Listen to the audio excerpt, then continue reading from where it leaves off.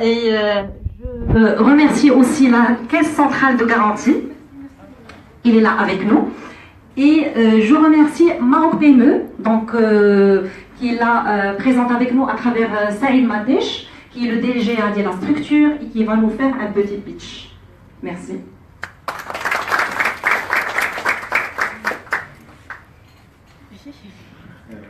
Salam alaikum ou Ramadan Moubarak.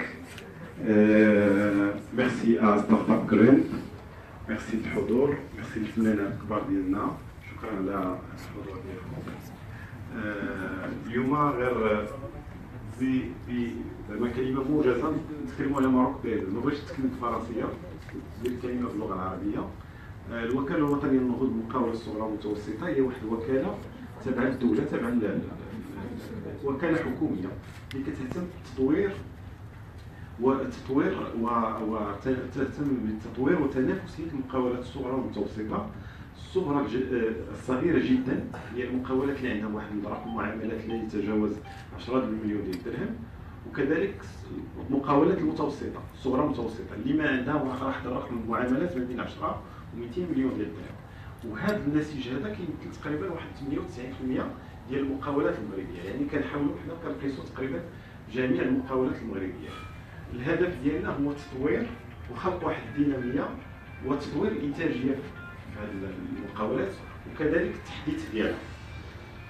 هذه واحد السنتين حدثنا واحد النظام جديد هو نظام المقاول الذاتي، اللي هو نظام بسيط اللي كيشجع الشباب، كيشجع اي واحد حامل شي مشروع انه يكري واحد المقاوله، يخلق واحد المقاوله بسيطه عبر واحد الموقع الكتروني، كيمشي كيعمر واحد الاستماره تقريبا ما كتاخذش ليه تستغرق ليه واحد 15 حتى 30 دقيقه، وكيمكن ليه يحصل على واحد البطاقه اللي كتخول ليه انه يكري واحد الشركه صغيره بسيطه اللي عندها واحد لا فيسكاليتي حتى هي بسيطه.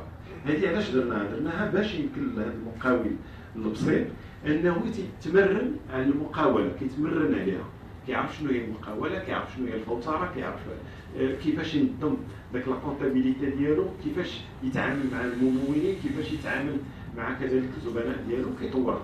نهار كيطلع شي شويه كيمكن يمشي يكري داك المقاوله ديالو اللي ينصاغل ولا هذا اللي عندها اون فورم ان بو ستركتور اللي شويه كبيره. الوكاله الوطنيه للنهوض بالمقاوله الصغرى والمتوسطه لحد الساعه واكبت واحد 34,000 مقاوله من 2003 حتى دابا. هذه واحد السنتين بدينا كنطوروا واحد لابروش جديده كيفاش يمكننا نقيسوا هذه المقاوله. كيمكننا نقيسوها عبر واحد الاليات اللي بسطناها، لان مع الوقت كنبان لنا بان بعض المرات داك لي دوسي اللي كنطلبوا كيكونوا ثقالين.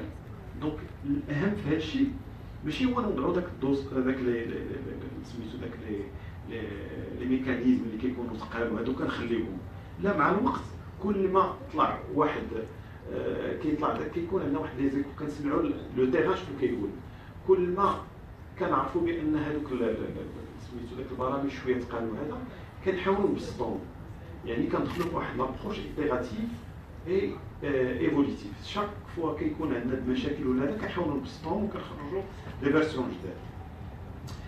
عندنا برامج اللي مهمه كبرنامج مسانده لتطوير انتاجيه وتحديث المقاولات الصغرى والمتوسطه، كذلك اللي كيمكن ليه كيدعم المقاولات حتى 70-80% ديال الكلفه ديال الاكسبرتيز.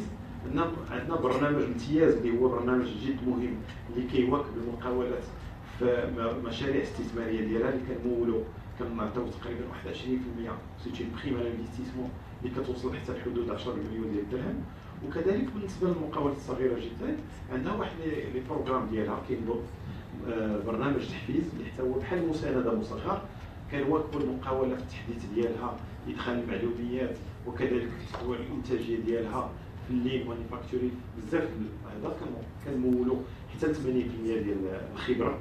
وكذلك في الاستثمار كنمولوا واحد 30% في حدود 2 مليون ديال الدرهم بالنسبه للمقاولات الصغيره جدا. بالنسبه للمقاول الذاتي كاين برامج عديده اللي حنا في الصدد سميتو الخلق ديالها.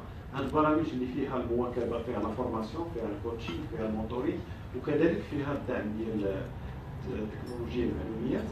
وكذلك كنخدموا على بعض البرامج باش نبقاو نعطيو داك لي بخي دونور، ستادير المقاول يمكن ليه ياخذ دي بخي ا 0% في كاينش فائده وكيلتزم معنا واحد اون ديكلاراسيون سور لونور بانه يرد داك الفلوس. هذا هو اللي كاين. لابروش الجديده اللي كاينه هو اننا كنقيسو كنمشيو للجهات كنخدموا مع الجهات وكنحاولوا نخدموا مع لي زيكو سيستيم اللي كاينين في الجهات.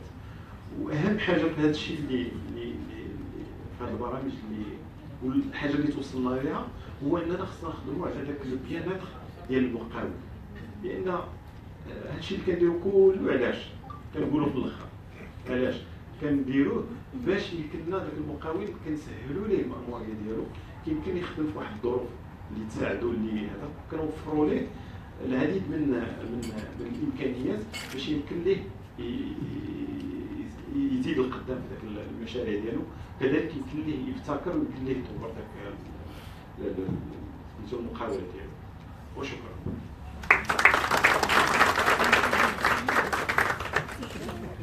Sa carrière commence au théâtre, dans les fameuses pièces Wali Allah et Dirham al-Hilal, avec feu Taïb Siddiqui. C'est au cinéma marocain qu'elle doit son succès. Artiste au grand talent, femme au grand cœur et sourire marquant. Elle défend les droits de l'homme, des femmes et des enfants et soutient grandement le cinéma national qu'elle a vu évoluer avec beaucoup de fierté et qu'elle aimerait voir accessible à tous. Je vous prie d'accueillir avec moi Madame Naïma Mchakou.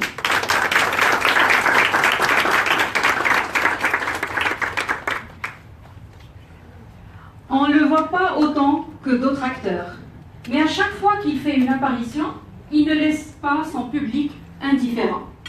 Diplômé de l'Institut supérieur du théâtre et de la promotion culturelle, il débute sa carrière sur scène, notamment en Belgique et en France.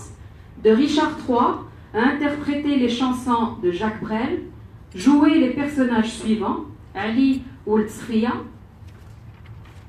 dans Le Milliard, Ahmed Gassio, Hassan Badreddine, joué dans Shajarat Zawiya, d'ailleurs c'est le feuilleton marocain qu'il a lancé, Film Smile, Beach Boys et Moulouk At-Tawaif avec les Syriens. Avec un penchant d'interpréter des personnages mythiques tels que Tariq ibn Ziyad, Youssef ibn Tashfin, Ibn Battuta, Ibn Rushd et Abdkrim Khattabi.